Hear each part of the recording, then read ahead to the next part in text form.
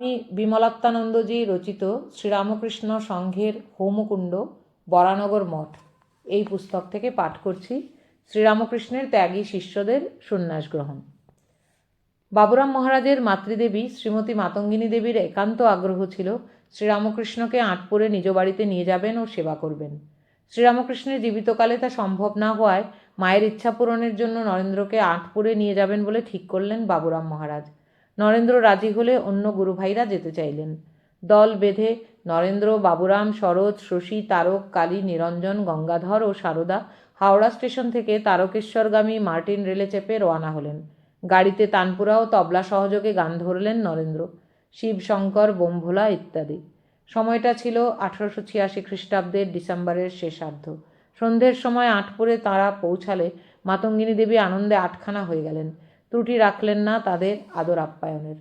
গ্রাম্য নির্জন পরিবেশে নরেন্দ্র প্রভৃতিরা গভীরভাবে ডুবে গেলেন ভজনে, জপে, ধ্যানে। গুরুভাইদের শ্রীরামকৃষ্ণের উপদেশ ও সন্ন্যাস জীবনের আদর্শের কথা স্মরণ করিয়ে দিলেন নরেন্দ্র। জয় রামকৃষ্ণ। আমাদের জীবনের উদ্দেশ্য হোক মানুষ তৈরি করার। এইটি হোক আমাদের জীবনের একমাত্র সাধনা। দূর হোক অন্য সব শিক্ষা। সুন্দর বচনে ও তর্কে কী প্রয়োজন? ভগবান লাভই একমাত্র বস্তু। এইটি শ্রীরামকৃষ্ণ তাঁর জীবনে দেখিয়ে গেছেন। ওই ভাব আমরা নিশ্চয় পূরণ করব। আমরা আয়ত্ত করব সত্যিকারের মনুষ্যত্ব এবং প্রকাশ করব আমাদের প্রকৃত স্বরূপ। আমরা অবশ্যই ঈশ্বর দর্শন করব। চিন্তনে, মননে, নিঃশ্বাসে, প্রশ্বাসে এই কথাগুলি ধ্বনিত প্রতিধ্বনিত হতে লাগলো ত্যাগী যুবকদের মধ্যে। তখন তাঁরা এক মন, এক প্রাণ, এক আত্মা। নৃত্যে, সঙ্গীতে, আলোচনায় তাঁরা মাতোয়ারা হয়ে গেলেন। এরই মধ্যে একদিন পূজা হলো এখানকার চণ্ডী মণ্ডপে। যাত্রা হলো। শিব সাজলেন গঙ্গাধর, পার্বতী সারদা প্রসন্ন। ঘোষদের খিড়কি পুকুর পাড়ে কয়েকটি পুরাতন তেঁতুল গাছের কুঁদো পড়েছিল। সেগুলি সকলে মিলে দুর্গাপূজার দালানের সিঁড়ির শেষ ধাপের তফাতে একটু দক্ষিণ পূর্ব কোণে আনলেন।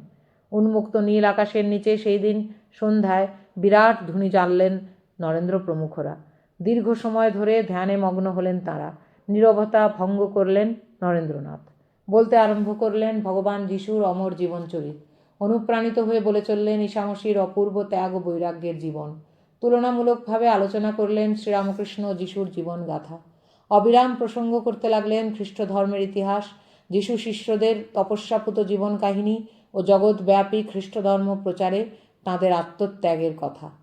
আঁটপুরের ঘটনা উত্তরকালে বলতে গিয়ে বলেছিলেন স্বামী শিবানন্দজি, আঁটপুরে গিয়ে আমরা খুব ভজন সাধন চালিয়েছিলাম।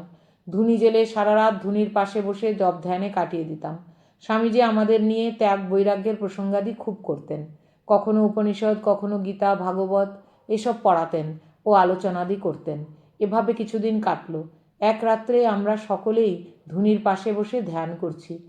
অনেকক্ষণ ধ্যান করবার পর হঠাৎ স্বামীজি যেন ভাবাবিষ্ট হয়ে যীশুখ্রিস্টের জীবন সম্বন্ধে তদ্গত চিত্তে বলতে আরম্ভ করলেন।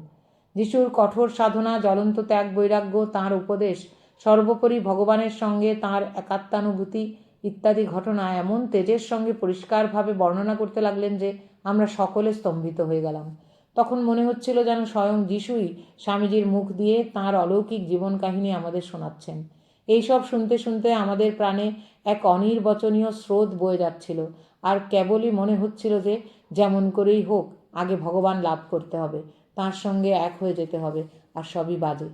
নরেন্দ্র গুরুভাইদের আহ্বান জানালেন জগৎ কল্যাণে তাঁদের পবিত্র জীবন উৎসর্গ করতে। অনুপ্রাণিত হয়ে সকলে উঠে দাঁড়ালেন প্রজ্বলিত ধুনির সামনে। আকাশের নীরব রাত্রিতে দীপ্তিমান অগ্নিশিখাকে সাক্ষী করে তাঁরা সংকল্প গ্রহণ করলেন সংসার ত্যাগের। নরেন্দ্র বললেন, ঠাকুরের এই প্রেরণা আমাদের ভাবী জীবনের ইঙ্গিত। তিনি যে ত্যাগ মন্ত্রে আমাদের দীক্ষিত করিয়া গিয়াছেন এবং আমাদের সকলের হস্তে গেরুয়া বস্ত্র দিয়া নিঃশব্দে আমাদের ভবিষ্যৎ পথের দিকে আঙ্গুলি সংকেত করিয়াছেন, সেই গুরু প্রদর্শিত ত্যাগমার্গে চলিতে, ঠাকুরের সুমহান উদার ভাব জগতে প্রচার করিতে যদি আমাদের প্রত্যেকের প্রাণান্ত হয়, তাহাও স্বীকার। তত্রাচ আর আমরা ঘরে ফিরিব না। সেই পুণ্য দিনটি ছিল 1886 খ্রিস্টাব্দের 24শে ডিসেম্বর, ক্রিসমাস ইভ, ভগবান যিশুর আবির্ভাবের প্রাক্ক্ষণ। সকলেরই অজানা ছিল দিনটি সম্বন্ধে। বিস্ময়ে চমকিত হলেন তাঁরা। পরবর্তীকালে স্বামী শিবানন্দজি বলেছিলেন, আঁটপুরে থাকাকালে আমাদের সকলের ভেতর সন্ন্যাসী হয়ে সংঘবদ্ধভাবে থাকার সংকল্প দৃঢ় হল। ঠাকুর তো আমাদের সন্ন্যাসী করে দিয়েছিলেনই, সেই ভাব আরও পাকা হলো 8 পরে।